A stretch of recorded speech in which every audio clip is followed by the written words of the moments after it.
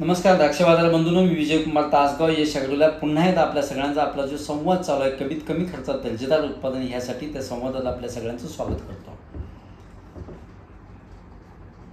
यंदा अवकाळी कामापेक्षा जास्तच झाली, काडी तयार होते की नाही अशी कंडिशन झाली, जमीन टाईट झाली, म्हणजे पाणी खूप पडलं आणि आपला वाढत असलेला शेंडा जागेवर थांबला। दोन पेऱ्यातलं अंतरसुद्धा आपल्याला कमी मिळायला लागलं आणि जिथं मुळी चालली तिथं जास्त मिळायला लागलं। जिथं मुळीच चालली नाही तिथं मात्र दोन पेऱ्यातलं अंतर अगदी 2 ते 3 सेंटीमीटरपर्यंत खाली आलं।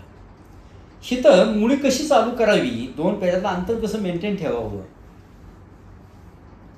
आणि शेंडा पुन्हा कसा वाढवून घ्यावा ह्या विषयावर मी आपल्याशी संवाद साधण्याचा प्रयत्न करतोय। माझी विनंती आहे की चॅनल जास्त शेअर करा, सबस्क्राईब करा, आवडला तर नक्की लाईक करा आणि अजून आपल्याला कोणत्या विषयावर बोलता येईल याच्यासाठी कमेंटही करा।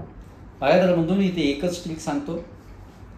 5 किलो 1261 5 किलो झिंक सल्फेट आणि 5 किलो मॅग्नेशियम सल्फेट एकरी 15 किलोचा डोस हा एका वेळी देऊन टाका। आणि मग त्यानंतर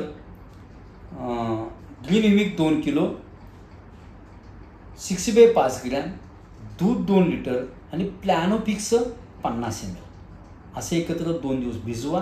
गूळ 2 किलो त्यात टाका, चांगलं ढवळा, डिकम्पोजर टाकलं तर अत्यंत चांगली गोष्ट आणि हे ड्रिपमधून सोडण्याचा प्रयत्न करा। आणि त्यानंतर ग्रीनफल्ट 5 लिटर आणि त्यातच सल्फ्युरिक ॲसिड 2 लिटर असं एकत्र करा आणि ते एकदा ड्रिपमधून द्या।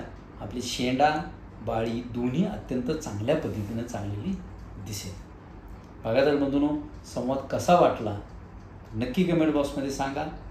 धन्यवाद।